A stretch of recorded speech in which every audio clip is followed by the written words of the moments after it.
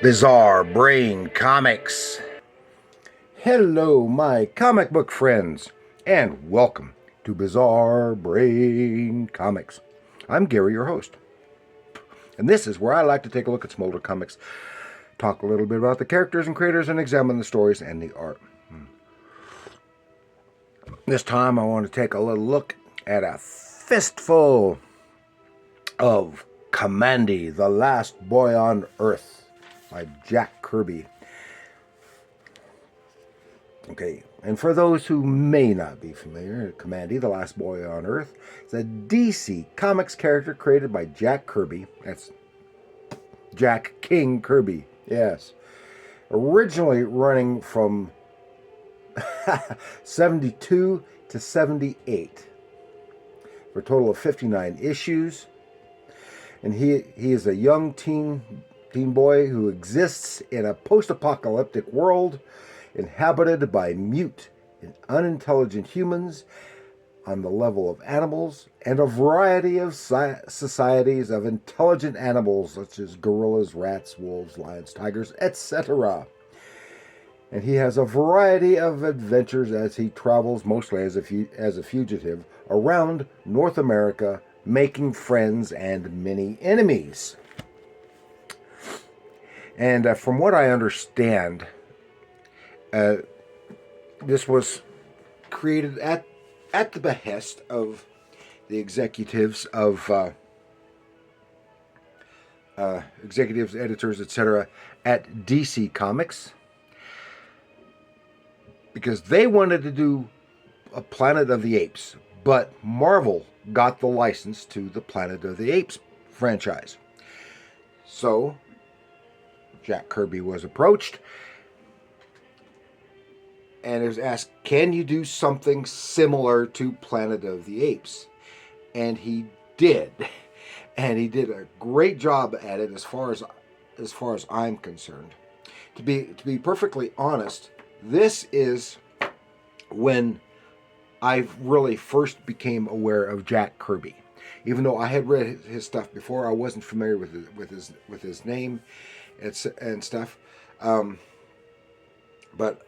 I liked this so much. As you can see, I got here the first issue, issue number 1. The first issue is coverless, and I got this book 53 years ago, and I read it so much the cover fell off.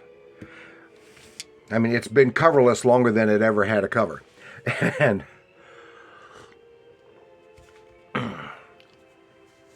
And I am a big Planet of the Apes fan, and I instantly, of course, saw the similarities.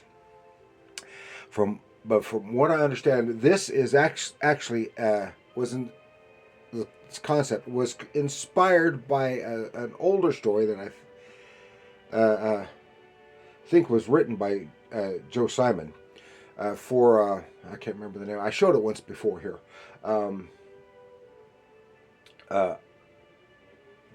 A Harvey Comics science fiction comic book in the 50s, in which somebody was in suspended animation. He came back hundreds of years later, and the world was run by intelligent animals.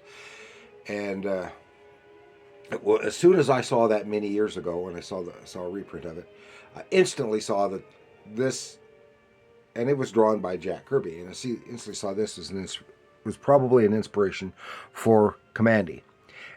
Whether it was intentional or not, it was probably back there, and it did. Now, in the first issue, the cover had just has the title Kamandi, the Last Boy on Earth. It had similar to this cover page. This is from 1972, issue 1. October, November 1972, so it was bi-monthly originally.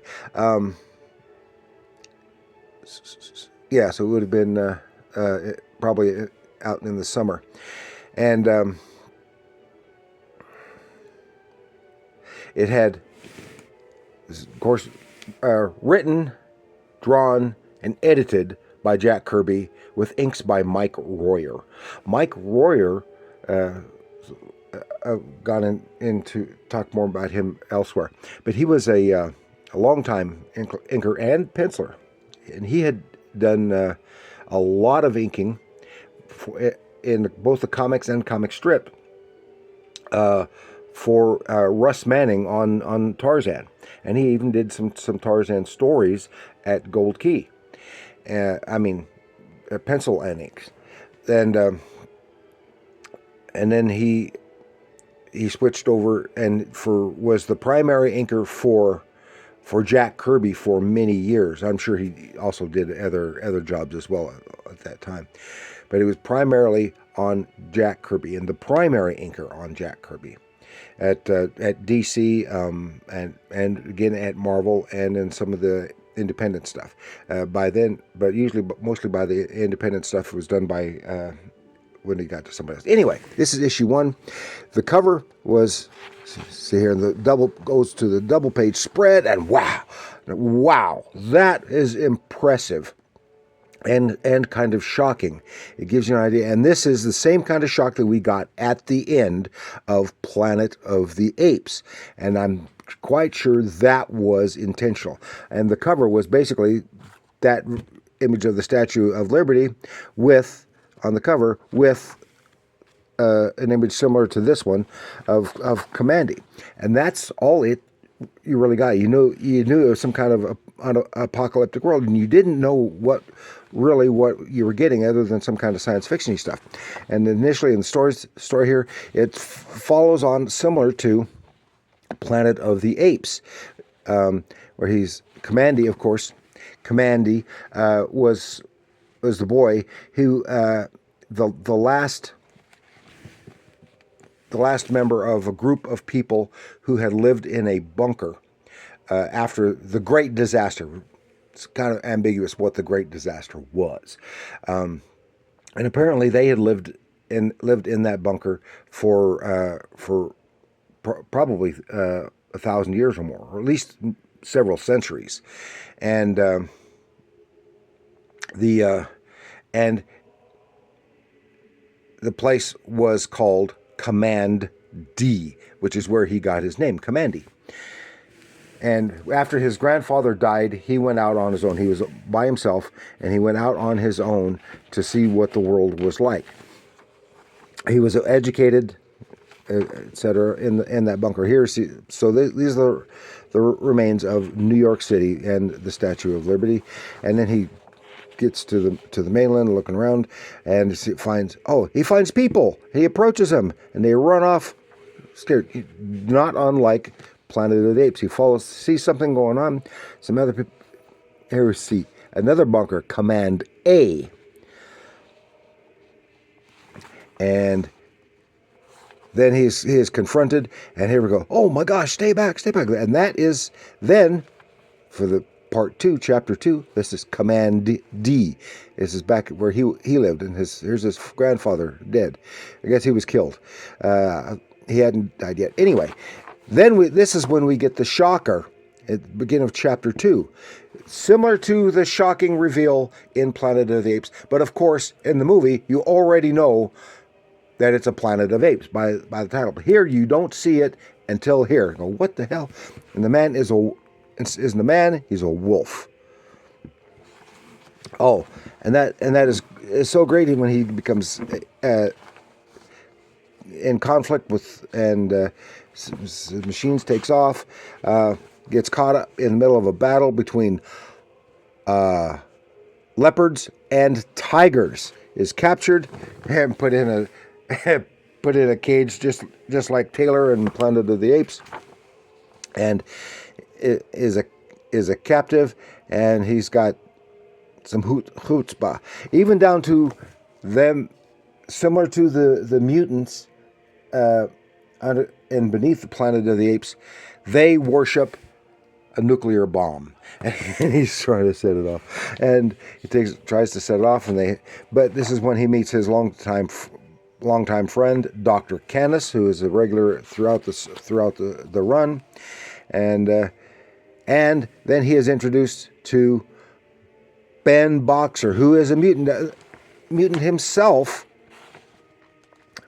with superpowers. Now, this is one thing that's kind of turned some of the conventional comics on its head, is that the main character is Kamandi, who basically becomes the sidekick to the beings with the superpowers. But he is the focus of the story, and the others are his friends. And I think that was a marvelous bit of switcheroo storytelling. And so then this is issue 1. And of course, by now we know of the animals and stuff. So here we have him facing off with a rat. Still, all Kirby all the time. He's learning more stuff. It's a marvelous Kirby storytelling, and probably some of the best dialogue that he has written, because dialogue was not his strong suit. Concepts were his strong suit in the writing department, but he did a good job of writing at creating the stories. Now here's a favorite of mine, like right out of Planet of the Apes, issue 3.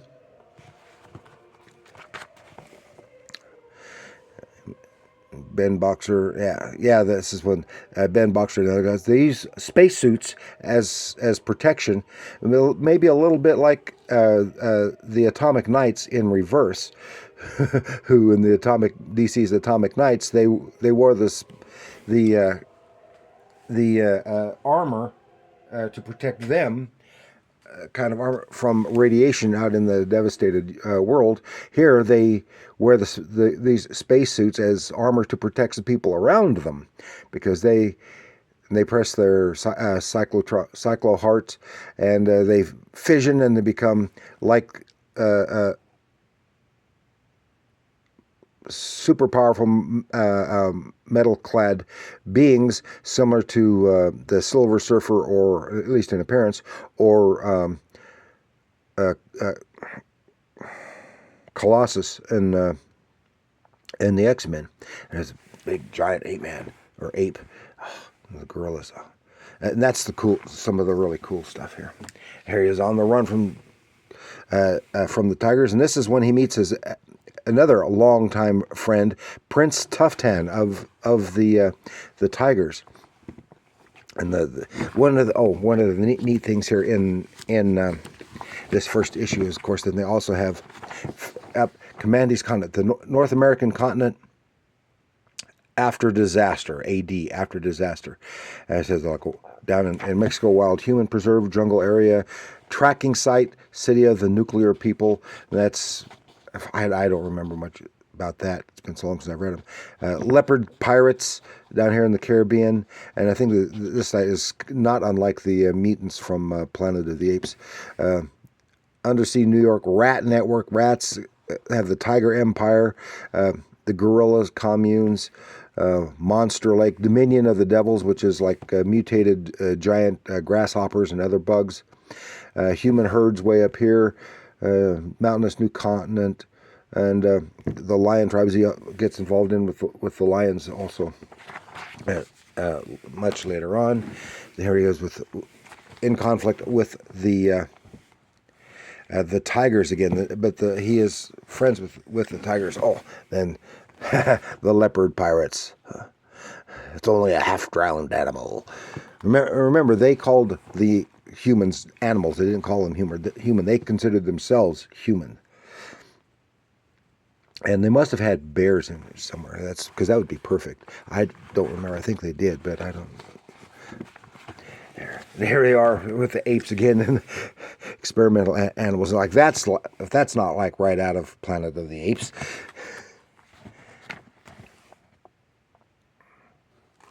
Ape scientists and stuff. Oh. Just way cool, action-packed stuff. And Jack Kirby did about the first 40 issues. After that, I had other creators and writers and artists, and it went downhill after Kirby left.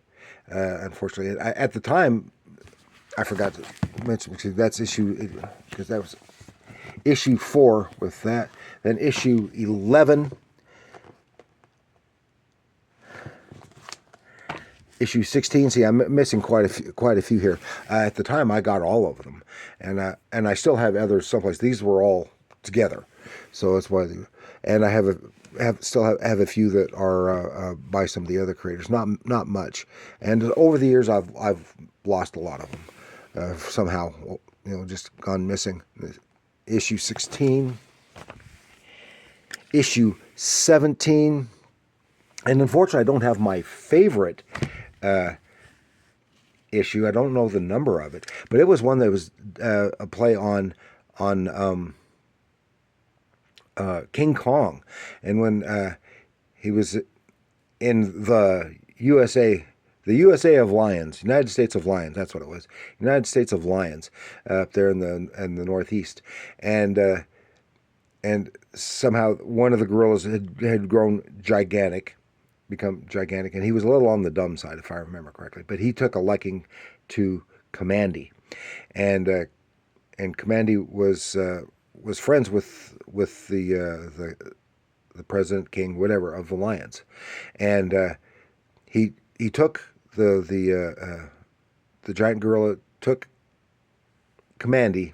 So he was a little tiny thing in his hand, and he climbed to the top of a giant building, and they had to set up biplanes, because they had maintained some science and had aircraft. They were supposed to be experimental at the time, and shot and killed the giant gorilla. And that's one of my favorites, and I don't know where it is. The Eater. This is issue 18.